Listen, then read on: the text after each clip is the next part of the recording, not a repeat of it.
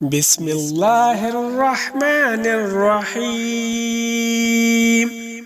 آمن الرسول بما أنزل إليه من ربه والمؤمنون كل آمن بالله وملائكته وكتبه ورسله لا نفرق بين أحد من رسله وقالوا سمعنا وأطعنا غفرانك ربنا وإليك المصير.